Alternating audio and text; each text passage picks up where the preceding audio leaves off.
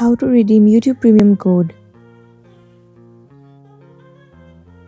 The very first thing you want to do is to head over to your application YouTube. Make sure you are logged into a specific account. Head over to You at the bottom right corner and then move into Get YouTube Premium. Now click on Try 1 month.